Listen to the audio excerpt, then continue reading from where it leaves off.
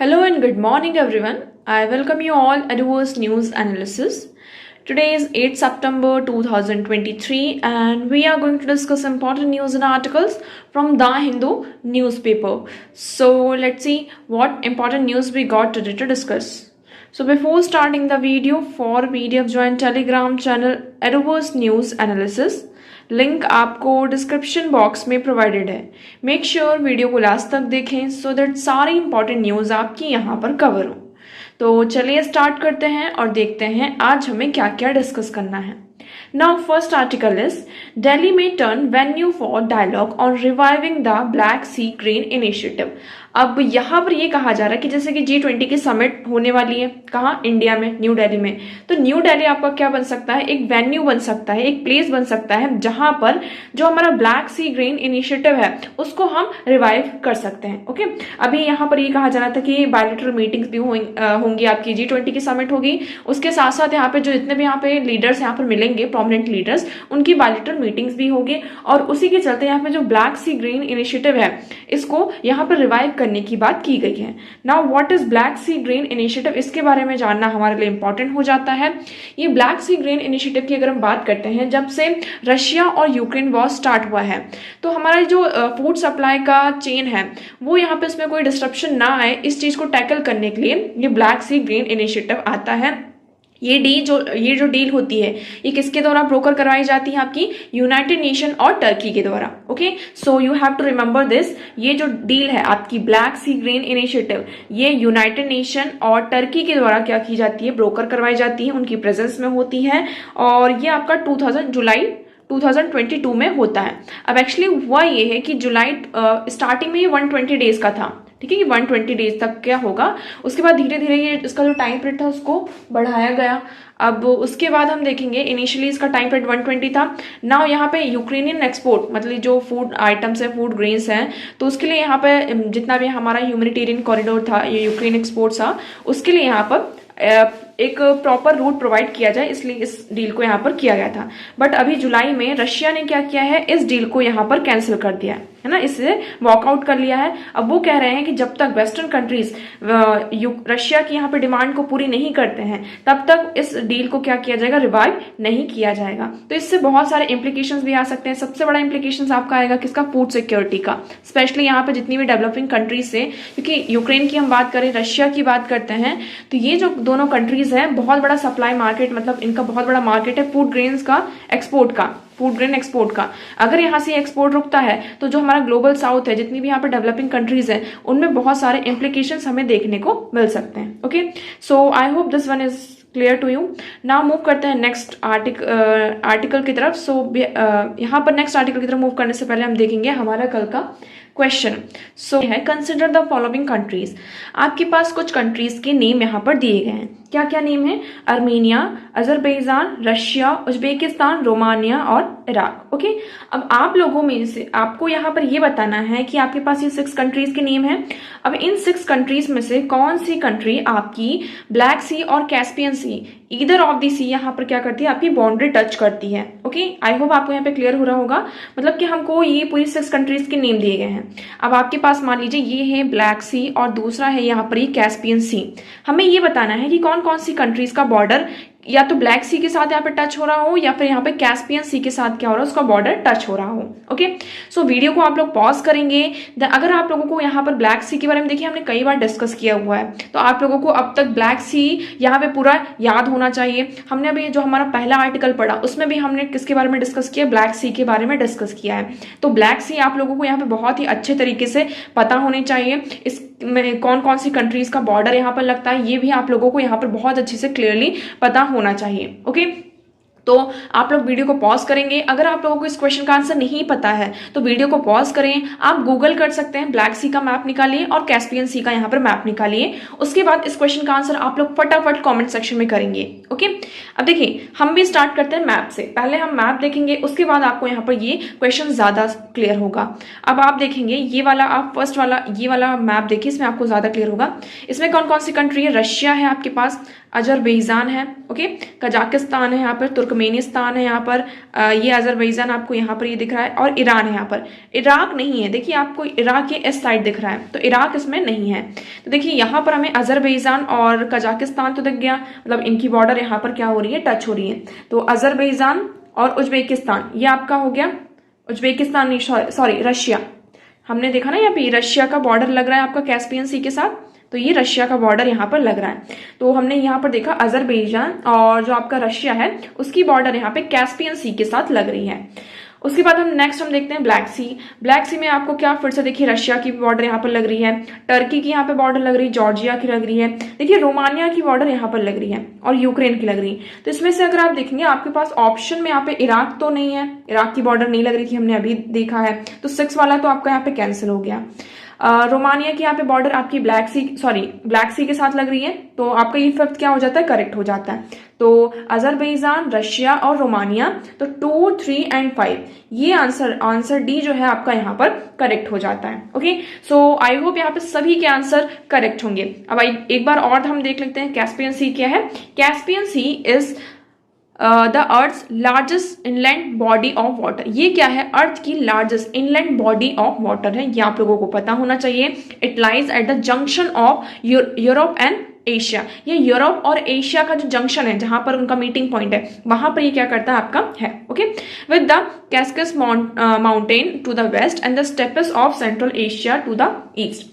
It is border by, ये कौन कौन से कंट्री से बॉर्डर्स का होता है, Russia to the north west, Azerbaijan to the west, Iran to the south, Turkmenistan to the south east and Kazakhstan to the north east. Okay, so ये border countries हैं जिससे क्या है आपकी इन कंट्रीज की बॉर्डर कैस्पियन सी के साथ यहाँ पर लगती है। ब्लैक सी के बारे में देख लेते हैं। ब्लैक सी क्या है, वर्ल्ड का मोस्ट आइसोलेटेड सी है, ये आप लोगों को याद रखना है, आप यहाँ पर देख सकते हैं। ओके, ये क्या है, मोस्ट आइसोलेटेड आपका सी है। इट कनेक्ट्स द ओशन विया अ Mediterranean through a Bosphorus and linked with the Sea of Azov to the in the northwest through the Kerch Strait। तो यहाँ पे Kerch Strait आपको यहाँ पर दिख रहा होगा, ये स्ट्रेट, तो यहां से ये जो स्ट्रेट है ये इसको क्या करता है, सी ऑफ एजॉव है, इससे एक दूसरे को क्या करता है, ये आपको कनेक्ट करता है। Okay, now the catchment area की बात करते हैं, तो cover area 6 time larger than its surface.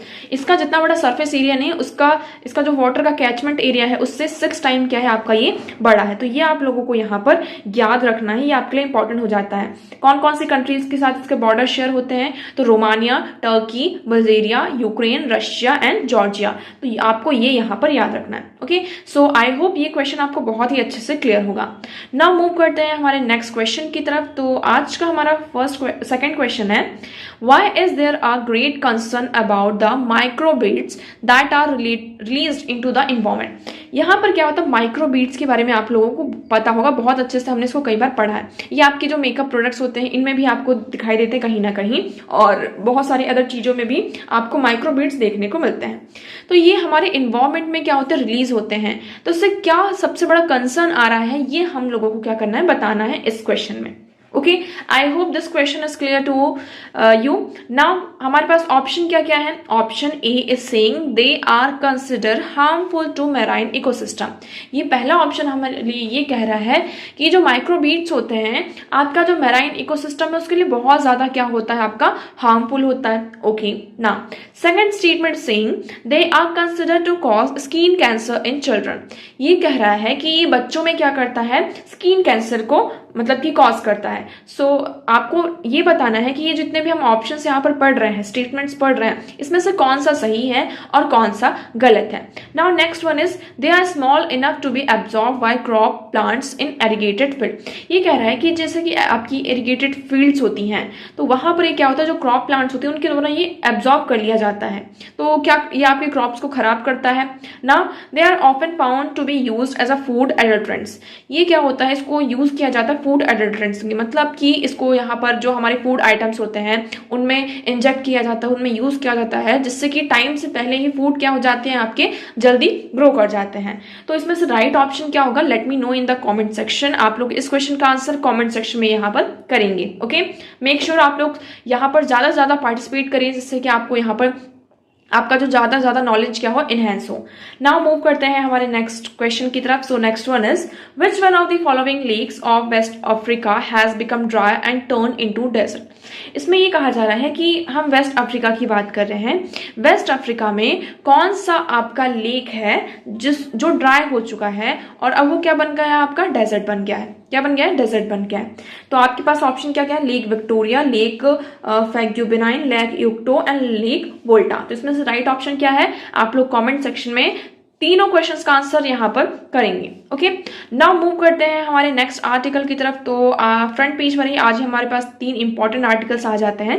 Next article है हमारा African Union to join G20 as sherpas reach a deal. अब यहाँ पर ये शायद कंफर्म हो चुका है, डील हो चुकी है कि G20 में जो आपका अफ्रीकन यूनियन है, अफ्रीकन यूनियन की बात करते हैं तो ये अफ्रीकन यूनियन आपका 55 मेंबर्स का एक यूनियन है। इसमें 55 मेंबर्स हैं और यहाँ पर ये बात की जा रही है कि अफ्रीकन यूनियन को आपका G20 जो ये समिट होता है ग्लोबल, आपका ये जो ग्रुप है G20, इसमें क्या किया जाएगा, इसमें ज्वाइन किया जाएगा। तो देखिए, membership of the African Union in the grouping appears to be a major breakthrough with both Russian and Chinese official backing the move. It is unclear whether the forum will renamed G21. अब देखिए यहाँ पर हमें ये नहीं पता कि इसको क्या किया जाता है, इसको अडॉप्ट किया जाता है, इस डील को यहाँ पर इसमें अफ्रीकन यूनियन ज्वाइन करेगा या नहीं करेगा। बट यहाँ पर ये डील हो चुकी है कि अफ्रीकन यूनियन क्या करेगा, आपका G20 को, इसमें ये जो ग्रुपिंग है आपकी, इसको यहाँ पर ज्वाइन करेगा।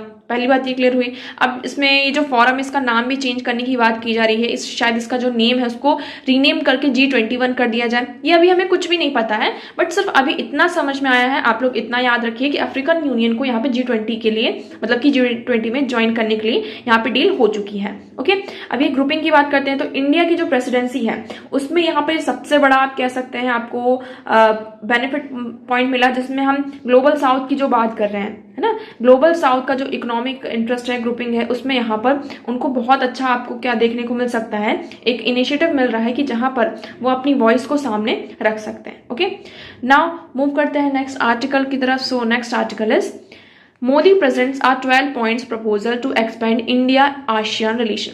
यहाँ पर prime minister Narendra Modi ji ASEAN की जो समिट हो रही है, कहाँ, इंडोनेशिया में, वहां पर गए हुए हैं। इसी के चलते इंडिया आसियान रिलेशन पर प्राइम मिनिस्टर नरेंद्र मोदी जी ने 12 पॉइंट्स क्या किया, आपके यहाँ पे प्रपोज किए हैं, जिससे हम क्या कर सकेंगे, इंडिया और आसियान के जो रिलेशंस है उसको और ज्यादा एक्सपेंड करेंगे। तो क्या क्या है इन 12 पॉइंट्स में, आप कुछ यहाँ पे थोड़ा सा आइडिया ले सकते हैं। इस पे आप देखेंगे such as connectivity, trade, digital transformation, और यहाँ पर rule based post covid world order की बात की गई है। इसमें यहाँ पे मल्टी मॉडल कनेक्टिविटी की बात की गई, economic corridor linking south east और एशिया की बात की गई, इंडिया, वेस्ट एशिया और यूरोप। यहाँ पे क्या कर रहे हैं, आपके share digital public infrastructure stack with ASEAN partners के साथ यहाँ पर शेयर किया जाएगा। यहाँ पे जितने भी एशिया पैसिफिक रीजन्स है, यहाँ पे जितने भी सिक्योरिटी और डिफेंस वाले इश्यूज आ रहे हैं, उनसे यहाँ पे डील करने की बात की गई है। यहाँ पे collective fight against terrorism, terror financing, cyber disinformation, इन सारी चीजों पर जो आपके ग्लोबल साउथ इन मल्टी फोरा है, यहाँ पे फेस, मतलब ये जितने भी इश्यूज हैं, इनको कलेक्टिव फाइट के लिए बुलाया गया कि हम क्या करेंगे, यहाँ पे कलेक्टिवली एक साथ इन चीजों से फाइट करेंगे। ओके, यहाँ पर और भी हम बात करते हैं, ज्वाइंट एफर्ट्स होंगे हमारे किसके लिए, strengthen sovereignty and territorial integrity of all nation even as a He said India believes a code of conduct for South China Sea should be effective and compliant with the UN Convention on the Laws of the Sea। तो ये भी कहा जा रहा है कि हम क्या करते हैं, इन नेशन की जो सोवरेनिटी है, टेरिटोरियल इंटीग्रिटी है, उसको स्ट्रेंथन करेंगे, और जो हमारा यूएन का कन्वेंशन है, UN convention on the law of the sea, इस पर भी कंप्लाइंट रखेंगे। सकी साउथ चाइना सी में जो भी कंडक्ट अभी हो रहे हैं उस पर बिलीव किया गया है। अब आसियान के बारे में एक बार और देख लेते हैं, क्योंकि ये कंटिन्यूसली आपका न्यूज में है तो आपके लिए इंपॉर्टेंट हो जाता है। So ASEAN is association of south east Asian nation is a regional organisation. ये क्या है, आपका रीजनल ऑर्गेनाइजेशन है। ये आपका एस्टैब्लिश होता है to promote political and social stability amid rising tension among the Asia Pacific post colonial states. तो यहाँ पर आप मैप देखिए, पहले आपको यहाँ पे क्लियर होगा, ये है आपकी आसियान ग्रुपिंग। इसमें लाओस है, आपका वियतनाम है, म्यांमार है, Thailand, Cambodia, Malaysia, Singapore, Indonesia, Brunei, Philippine. तो ये जितने भी आपके आसियान नेशन हैं, तो आफ्टर पोस्ट कॉलोनियल यहाँ पर पॉलिटिकल स्टेबिलिटी और सोशल स्टेबिलिटी को लाने के लिए इस ग्रुपिंग को, इस रीजनल ऑर्गेनाइजेशन को फॉर्म किया गया था। ओके, तो इसके मेंबर स्टेट्स कितने हैं ये आप लोगों को याद रखना है। फिर से एक बार रिवाइज कर लेते हैं। Indonesia, Malaysia, Philippines, Singapore, Thailand, Brunei, Vietnam, Laos, Myanmar, Cambodia. Okay, now इसका जेनेसिस कब हुआ था? ये स्टैब्लिश हुआ था आपका 1967 में with the signing off ASEAN declaration. इसको हम बैंकॉक डिक्लेरेशन के नाम से भी जानते हैं। इसके फाउंडिंग फादर्स कौन कौन से हैं? मतलब स्टार्टिंग में इसमें सिर्फ इंडोनेशिया, मलेशिया, फिलीपींस, सिंगापुर और थाईलैंड इतनी कंट्रीज थी। उसके बाद इसका जो एम्बिट है उसको धीरे धीरे एक्सपेंड किया गया। ऑब्जेक्टिव्स की हम बात कर लेते हैं तो इकोनॉमिक ग्रोथ हमें बढ़ानी है, उसको एक्सलरेट करना है, social progress, cultural development for prosperous and peaceful community of south east Asian nation. Now significance क्या है? सिग्निफिकेंस की बात करते हैं तो ये थर्ड लार्जेस्ट मार्केट है इन द वर्ल्ड की बात करते हैं। यूरोपियन यूनियन और आपका जो नॉर्थ अमेरिका है, इसके बाद यहाँ पर कोई सबसे बड़ा मार्केट आता है तो क्या है आपका? ये आसियान है। यहाँ पर वर्ल्ड की बात करते हैं तो 6th लार्जेस्ट इकोनॉमी है और एशिया में यहाँ पर इसकी 3rd लार्जेस्ट इकोनॉमी के नाम से हम जानते हैं। इसमें बहुत इन कंट्रीज के बीच में यहाँ पे फ्री ट्रेड एग्रीमेंट्स भी हैं, जैसे चाइना के साथ है, जापान के साथ है, साउथ कोरिया, इंडिया, ऑस्ट्रेलिया और न्यूजीलैंड। तो आसियान का जो आपका फ्री ट्रेड एग्रीमेंट है इन कंट्रीज के साथ हमें देखने को मिलता है। Now the 4th most popular investment destination globally, ये आपका ग्लोबली अगर हम देखें तो यहाँ पर सबसे ज्यादा क्या होती है? आपकी इन्वेस्टमेंट होती है। ओके, नाउ नेक्स्ट मूव करते हैं। हमारा नेक्स्ट आर्टिकल है आज का। Okay, disappearing languages, vanishing voice. तो यहाँ पर अब इस आर्टिकल में ये डिस्कस किया जा रहा है कि धीरे धीरे आपकी जो लैंग्वेजेस हो रही हैं वो क्या हो रही है? डिसअपेयर हो रही है। जो डाइवर्सिटी हमें लैंग्वेजेस में देखने को मिलती थी धीरे धीरे वो क्या हो रही है? आपकी अब डिसअपेयर हो रही हैं। यहाँ पर आप देखेंगे अगर आप सिटीज़ में चले जाएं, जितने भी आपके अर्बन एरिया हैं सिटीज़ में चले जाते हैं, वहाँ पर सिर्फ आपको मेनली जो हिंदी स्पीकिंग है, हिंदी बोली जाती है, या फिर नॉर्मली यहाँ पर अब इंग्लिश का ज़्यादा से ज़्यादा क्या होता है? आपका यूज़ होता है। सिर्फ ये आपकी इंडिया की बात नहीं की जा रही है, ये आपके पूरे वर्ल्ड में ये आपका पूरा सिस्टम चल रहा है कि जो लैंग्वेजेस हैं, आपकी जो मदर टंग है, जो रीजनल लैंग्वेजेस हैं, वो धीरे धीरे यहाँ पर क्या हो रही हैं? डिसअपियर हो रही हैं। तो देखेंगे English as a common language in India has been acting as a thread by connecting multilingual Indians since the time of the British Raj. देखिए जैसे जब ब्रिटिश राज था, जब ब्रिटिशर्स इंडिया में थे तो वो क्या करते थे? इंग्लिश को बहुत ज़्यादा मतलब प्रेफरेंस देते थे, वो इंग्लिश स्पीकिंग थे और वो क्या करते थे? जो भी इंडियंस थे उनको इंग्लिश सिखाते थे जिससे क्या कर सके? एक कनेक्टिविटी को हम इंश्योर कर सकें। ओके, तो ये सारी चीज़ें हुई। इसमें एक स्टोरी दी गई है कि जो बिब्लिकल स्टोरी है इसका नाम क्या है? Tower of Babil. इसका जो चैप्टर 11 है बुक ऑफ जेनेसिस का, ये इसमें ये कहा जाता है कि जो डिसेंडेंट थे Noah after met the great flood spoke a common language. यहाँ पर क्या होता था? जब बहुत बड़ा फ्लड वगैरह आ जाता था पहले वहां पर एक कॉमन लैंग्वेज बोली जाती थी, मतलब जितने भी लोग थे। मान लीजिए ये पर्टिकुलर प्लेस है, ये एक मैथ है, स्टोरी है। अब हमें ये नहीं पता कि ये स्टोरी कितनी सही है कितनी गलत, या हम लोगों को नहीं पता, बट इसमें दिया गया है तो हम आपको इसको डिस्कस करते हैं। यहाँ पर क्या होता है? मान लीजिए ये पर्टिकुलर प्लेस है, यहाँ पर सभी लोग क्या करते हैं? सेम लैंग्वेज बोलते हैं। क्या? भले ये रीजन अलग है, ये रीजन अलग है, ये अलग है, ओके, ये रीजन यहाँ पर अलग है, ये सारे अलग अलग रीजन है, but they are speaking same languages. अब इससे क्या होता है? मान लीजिए इस रीजन में बहुत ज्यादा फ्लड आ गया, अब यहाँ पे जो लोग थे वो मूव करके कहाँ चले गए? मान लीजिए इस रीजन में आ गए, ये पर्टिकुलर रीजन में यहाँ पर आ गए। अब इससे क्या हुआ? यहाँ पर देखेंगे they migrated towards the east and finally settle down the place called Shinar. ये क्या होता है? जो नोहा होता है वो कहाँ पर जाते हैं? एक शिनार नाम का प्लेस होता है, वहां पर सेटल हो जाते हैं। अब वो क्या करने लगते हैं? They begin building a city and a tower tall enough to reach haven.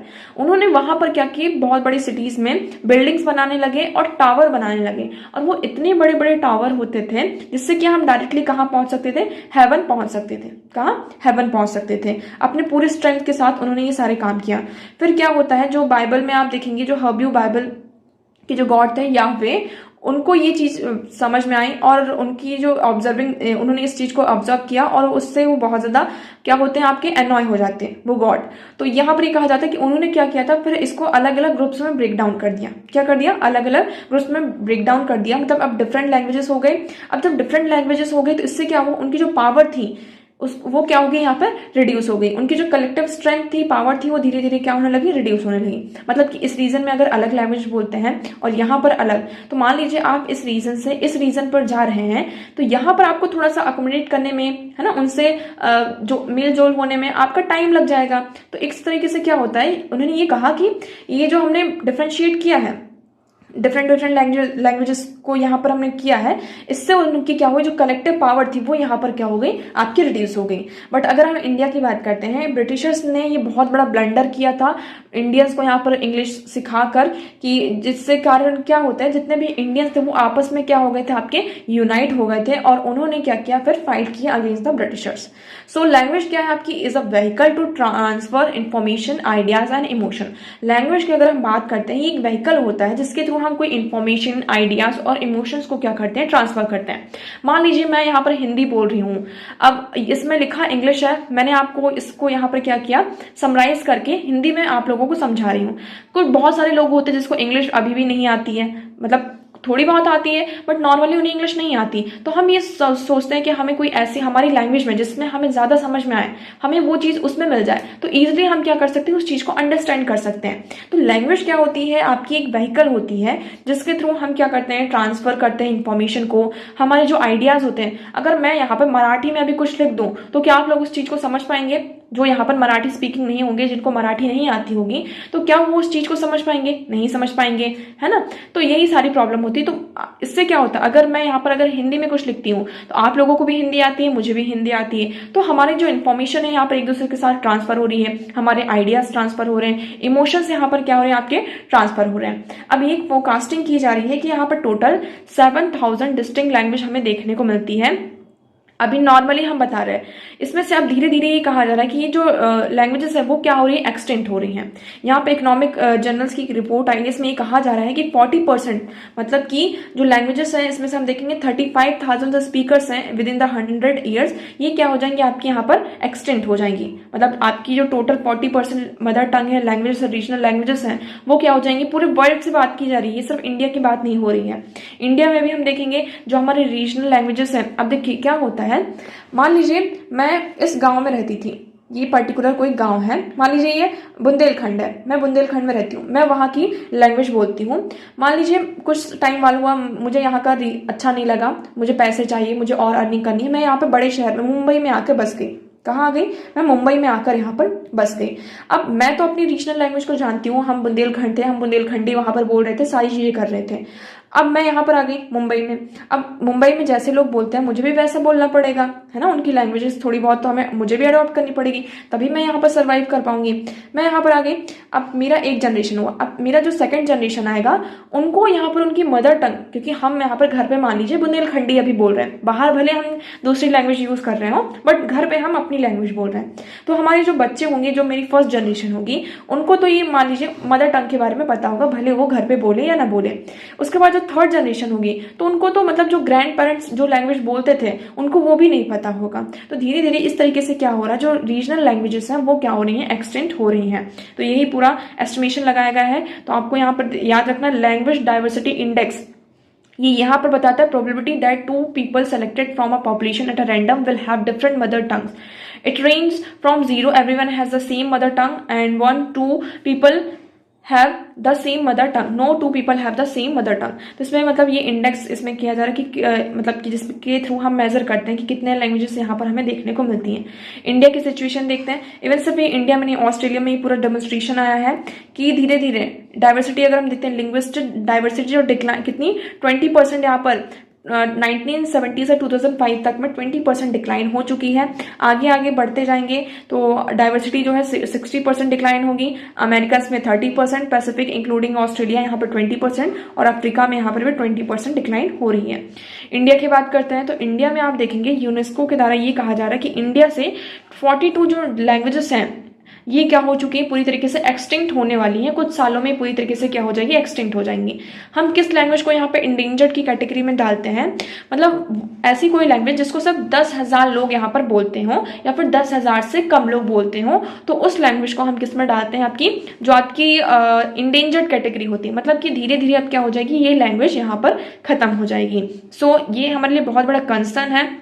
जैसे कि आपकी स्पीशीज़ का यहाँ पे लॉस होता है, तो जो डिफरेंट लैंग्वेजेस हैं, अगर ये जो लैंग्वेजेस हैं ये डिसअपेयर हो जाएंगी, क्योंकि जो लैंग्वेजेस की अगर हम बात करते हैं ये किससे हमारी कनेक्ट होती है, यहाँ पे सिर्फ हम लिंग्विस्टिक डाइवर्सिटी की बात नहीं करती, इससे हमारा जो कल्चर है वो एसोसिएट होता है। इसमें बहुत सारे वेरिएशंस देखने को मिलते हैं, ओपिनियंस होते हैं, हमारे व्यूज़ होते हैं और नॉलेज होते हैं। तो ये सेंटेंस यहाँ पर बहुत सही है। आपसे डायरेक्टली क्वेश्चन भी ऐसे पूछ सकते हैं कि any loss of language is not only a loss of linguistic diversity but also a loss in terms of associated culture variation, opinions, views and knowledge. Okay, explain, इसको हम explain करने के लिए भी कह सकते हैं इस तरीके से। Okay, so I hope आपको ये आर्टिकल यहाँ पर पूरा क्लियर होगा।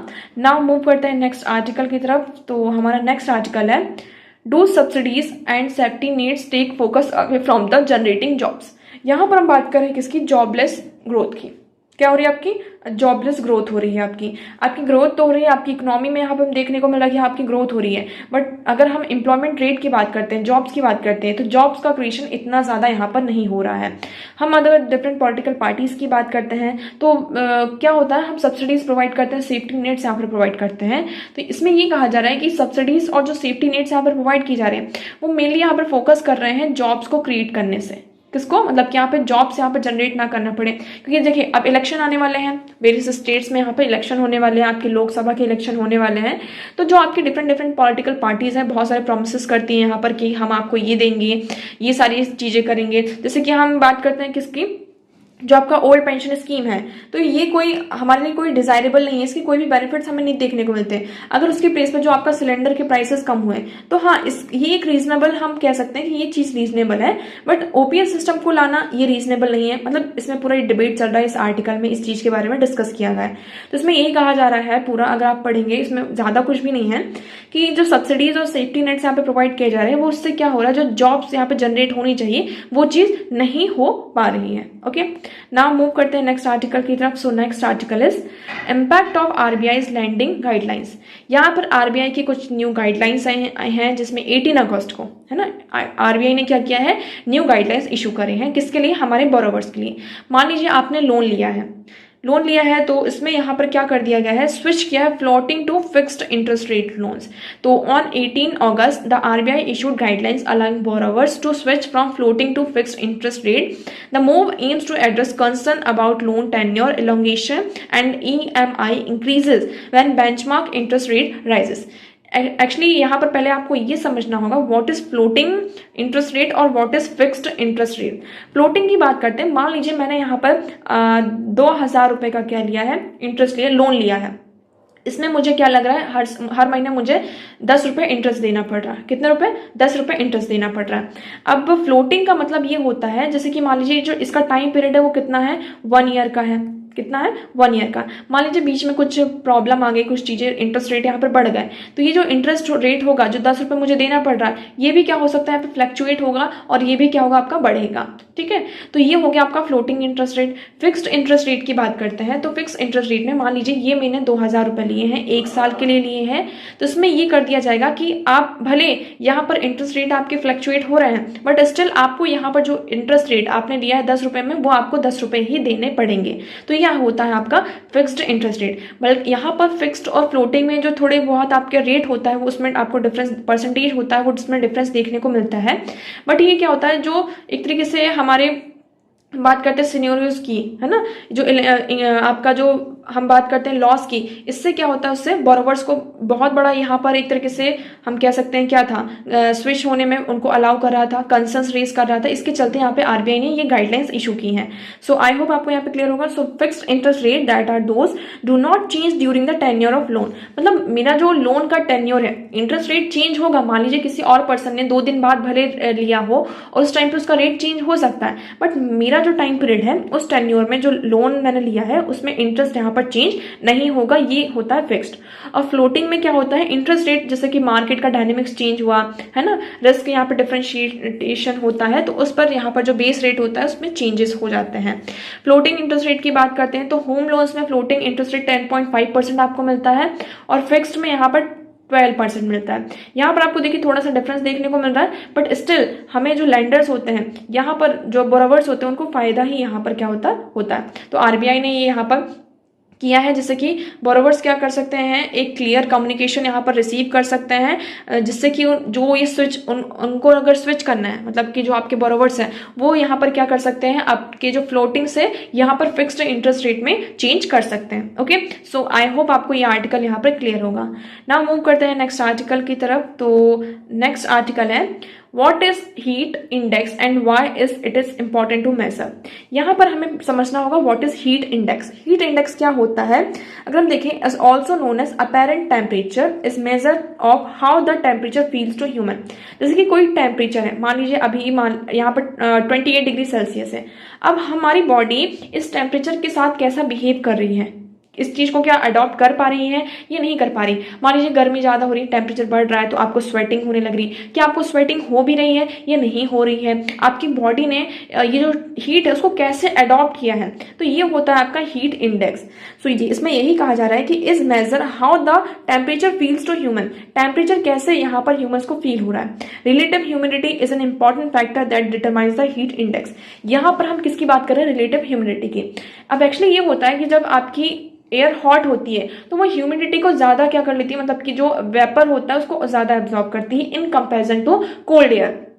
ओके, तो यहाँ पर जब गर्म हवा होती है तो वो क्या करती जाती है, वेपर को और ज्यादा एब्जॉर्ब करती जाती है। ऐसा ही हमारी बॉडी के साथ होता है ना। तो इसमें देखिए कहा है hot air can hold more moisture than cold air, therefore when temperature rises the air capacities to hold moisture also increases. इसलिए ये कहा जा रहा है कि जैसे जैसे यहाँ पर टेम्परेचर बढ़ता है तो जो एयर की कैपेसिटी होती है मॉइस्चर को होल्ड करने की वो भी क्या होती है, आपकी इंक्रीज होती है। इससे हमारा जो टेम्परेचर और हीट इंडेक्स है उसमें यहाँ पर अफेक्ट होता है। So humidity is typically higher during heat waves. जब आपकी हीट वेव्स आती है उस टाइम पे ह्यूमिडिटी क्या होती थी, और ज्यादा आपकी हाई हो जाती है। इसमें हम और ज्यादा क्या फील करते हैं, बहुत ज्यादा गर्म फील करते हैं और हॉट फील करते हैं। तो ये आप लोगों को यहाँ पर याद रखना है। अभी ये आर्टिकल इसलिए आया एक्चुअली कि अभी हाल ही फिलहाल में अगस्त में ईरान में सबसे ज्यादा यहाँ पर 70 डिग्री सेल्सियस मतलब एयरपोर्ट में वहां पर क्या किया गया, मेजर किया है। अब आप देख सकते हैं पर्शियन गल्फ में यहाँ पर जो एयरपोर्ट था वहां पे हीट इंडेक्स में 66.7 डिग्री सेल्सियस यहाँ पे